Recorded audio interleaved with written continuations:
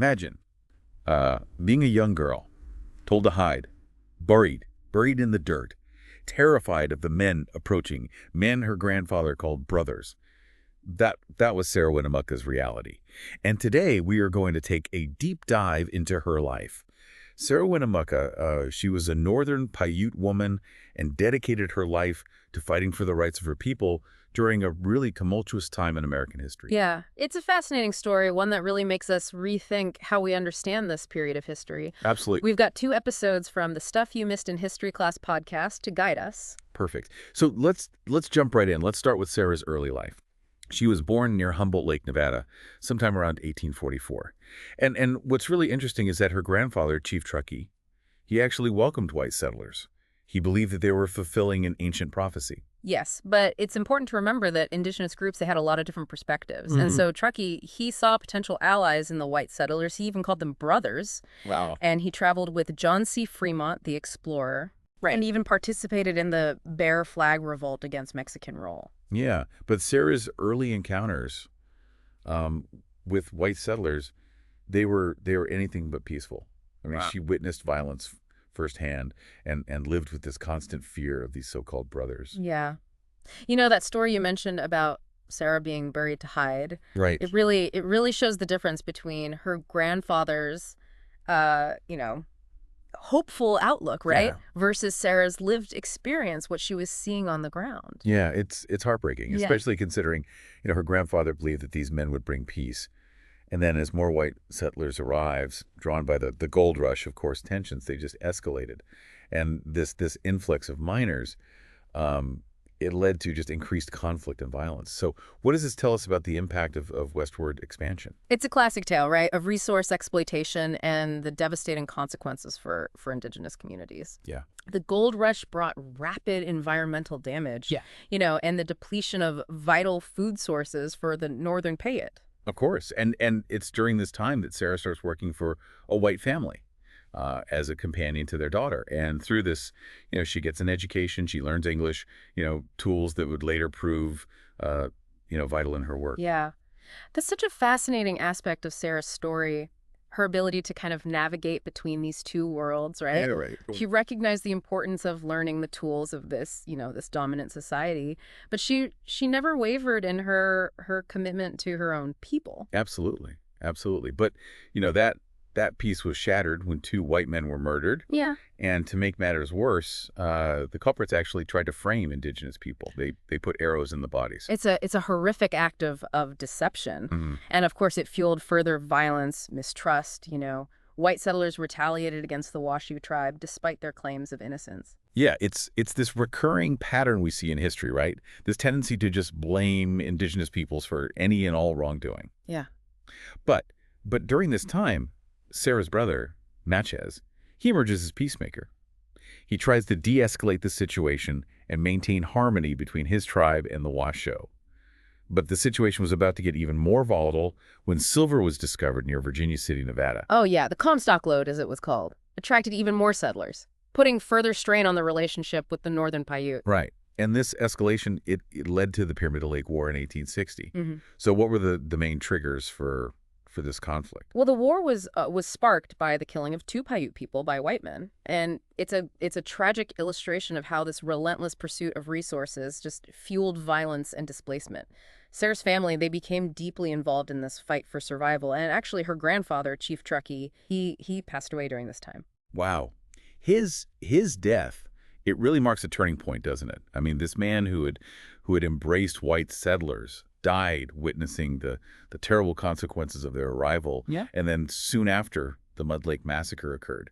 Do you tell us a bit more about what happened? Sure. So U.S. Army troops, they attacked a group of Pyute people, and they ended up killing 29, including Sarah's mother. Oh, my gosh. It was a brutal event, and Sarah herself recounts it in chilling detail in her autobiography. This is when she, steps into a more prominent role. She becomes an interpreter for the U.S. Army using her fluency in multiple languages. That must have been a complex position to be in, acting as a bridge between two cultures locked in this conflict. Hmm. Did she use this role to advocate for her people? Oh, absolutely. In 1870, she wrote a powerful letter to Major Henry Douglas. He was the superintendent of Indian Affairs for Nevada. Okay.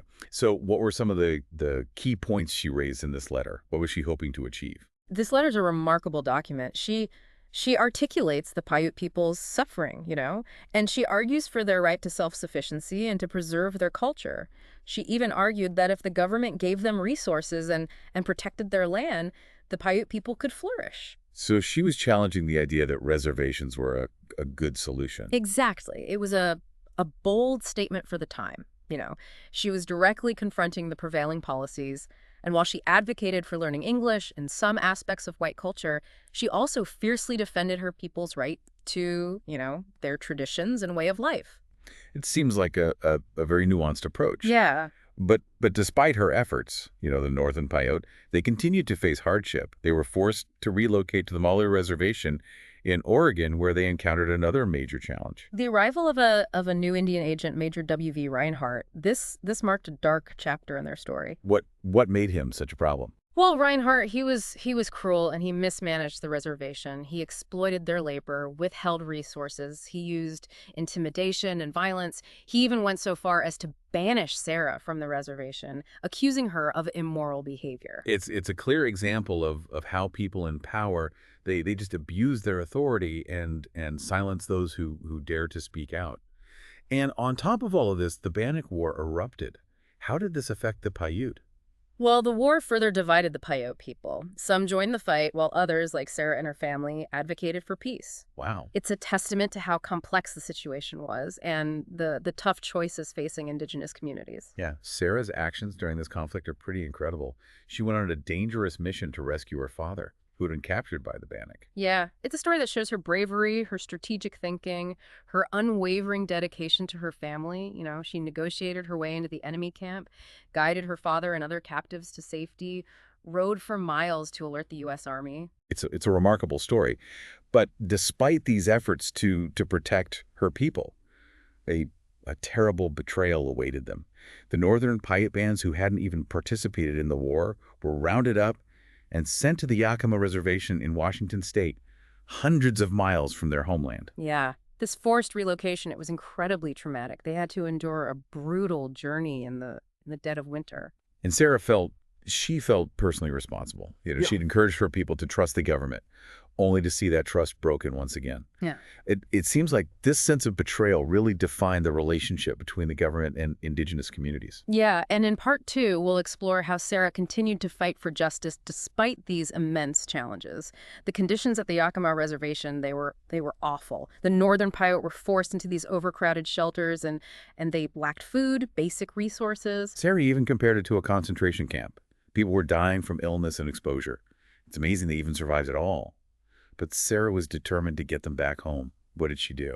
Well, this is where her communication skills, they really shine. She starts giving these public lectures, and she's weaving in traditional Northern Paiute stories. She's using humor, satire to connect with white audiences.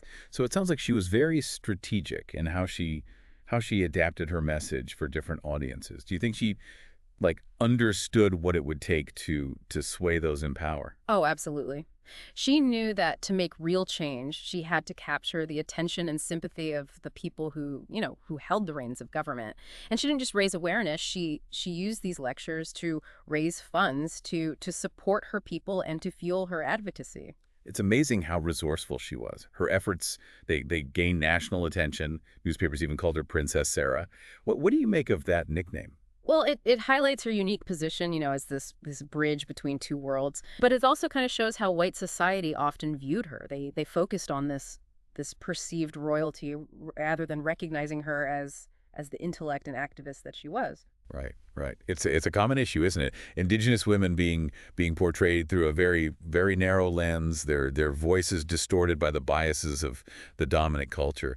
Did Sarah push back against these perceptions? Oh, absolutely. She challenged anyone who underestimated her, and she used her platform to amplify the voices of her people. And in 1880, she achieved a major breakthrough. She and her family, they traveled to Washington, D.C. to meet with President Rutherford B. Hayes and the Secretary of the Interior, Carl Schurz. Wow, going straight to the nation's capital. It's a Mm. bold move. What was the purpose of this trip? She presented a very compelling case for the Northern Paiutes' right to return to their ancestral lands, and she made a real impression on Secretary Schurz, who actually promised to grant her request. It sounds like a victory was within reach. But as we've seen before, promises from government officials, they aren't always kept. What happened? Tragically, upon returning to Nevada, Sarah and her people were betrayed. Schurz went back on his word, and the Northern Paiute, they remained stranded at the Yakima Reservation. It's another crushing blow. A reminder of the systemic obstacles facing indigenous communities and the government's failure to honor its commitments. Did Sarah give up at this point? Never. She continued to fight for their relocation, even facing personal setbacks and challenges. And in 1883, she takes a bold step to further spread her message. She publishes her autobiography, Life Among the Pyutes, Their Wrongs and Claims. This book is considered a landmark achievement, isn't it? It is. It's believed to be the first autobiography written by a Native American woman. And it's this powerful account of her life, her tribe's history, the injustices they face. It's really a testament to her determination to make sure their stories were heard. And what a valuable historical document. Yeah. You know, it gives us this firsthand insight into the Northern Paiutes' experiences during a very turbulent time in American history. Did her book gain much attention? It did. Sarah went on a national lecture tour to promote it, sharing her story with audiences all across the country. And her eloquence, her commitment to justice, it just captivated people. And it was during this time that she met two incredible allies, Elizabeth Palmer Peabody and Mary Peabody Mann. They were prominent educators and reformers from Boston. How did they help Sarah in her work? Well, they recognized the power of her voice, and so Good. they helped her to refine her writing, connected her with influential figures, and really championed her cause. Their collaboration is really a testament to the power of cross-cultural alliances in the fight for social justice. Yeah. And with their support, Sarah established the Peabody School for Indian Children. Can you tell us about this school? It was a truly unique institution dedicated to preserving the Northern Paiute language and culture. This directly challenged the government's assimilationist policies, which aimed to erase indigenous languages and traditions. It's inspiring to see how Sarah, she believed that education should empower her people, not strip them of their identity. Did her school face any challenges? Oh, it did, unfortunately. Funding was a constant battle, and Sarah often had to rely on her own resources. Plus, she continued to have health issues, and she faced, personal setbacks, including the death of her husband, Lewis Hopkins. It sounds like she had to overcome so much. But through it all, she never wavered in her dedication to her people. But then, in 1887, a new threat emerges. The Dawes Act. Could you explain what this act was and how it impacted Native Americans? Sure. So the Dawes Act, it aimed to break up tribal lands and allot them to individuals, a policy with devastating consequences for indigenous communities. And Sarah initially supported it, thinking it could provide her people with land ownership and economic opportunities. Yeah, it sounds like a good idea on the surface, but it obviously had some major downsides. Oh yeah, and she soon realized its true intentions. It was a veiled attempt to dismantle tribal sovereignty and force indigenous people to assimilate into white society. What a betrayal. It was.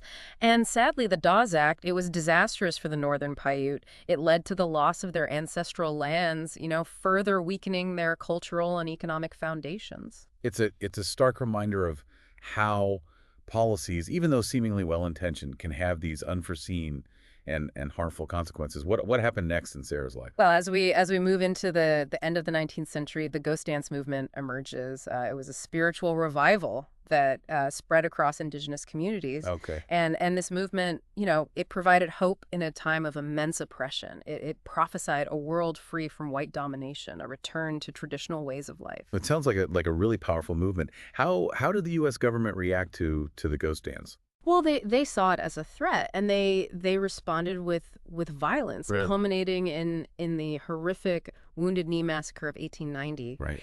This event, it was a tragic end to the 19th century for indigenous people, a stark reminder of the brutality and broken promises that marked their relationship with the government. How do you think Sarah reacted to this event? I mean, knowing everything she'd been through, I can only imagine how how devastating it must have been for her. Yeah, you're right. She was deeply shaken by the massacre, and she feared for her own people. She tried to warn them of the potential dangers, but her efforts were met with mixed reactions. Some heeded her warnings, while others they accused her of siding with the oppressor. It's heartbreaking to think that even after everything she'd done for her people, some still saw her with suspicion. Yeah. It speaks to the deep divisions created by generations of trauma and mistrust. And tragically, Sarah's life, it was cut short just a year later. She died in 1891 at the young age of 47. What a loss. She was such a powerful voice, a tireless advocate, and a visionary leader. What do you see as her most enduring legacy? Well, I think Sarah Winnemucca's story continues to inspire generations of activists, and her writings offer invaluable insights into the history and resilience of the Northern Pyute people. Her life, it was a testament to the power of one person to challenge injustice and to inspire change. Looking back at Sarah's life, what stands out to you the most? Her unwavering commitment to her people, even in the face of, unimaginable hardship, she constantly adapted her approach, learning the tools of the dominant society while never compromising her values or her dedication to her culture. She was a true trailblazer. Her story raises some really crucial questions about our understanding of history and the ongoing struggle for Indigenous rights. What can we learn from Sarah Winnemucca's life? Well, I think her story reminds us of the importance of amplifying Indigenous voices and perspectives. For too long, Indigenous history has been marginalized and distorted. It's crucial that we engage with these narratives to gain a more accurate and nuanced understanding of the past. And Sarah's autobiography serves as a powerful example of why firsthand accounts are so vital. It allows us to connect directly with her experiences and to understand the human cost of westward expansion. Exactly. It challenges us to move beyond these simple narratives and to recognize the complexity and resilience of Indigenous people throughout history. Well, as we conclude our deep dive into Sarah Winnemucca's remarkable life, I'm left with a profound sense of admiration for her courage, her resilience, and her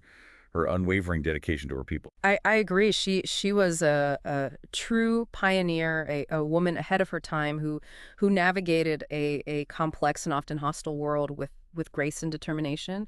And her story is a call to action, I think, to learn from the past, to listen to Indigenous voices and to work towards a future where justice and equity prevail. Thank you for joining us on this deep dive into Sarah Winnemucca's life. We encourage you to continue exploring her story and the rich tapestry of Indigenous history. And as always, don't forget to subscribe so you don't miss our next deep dive.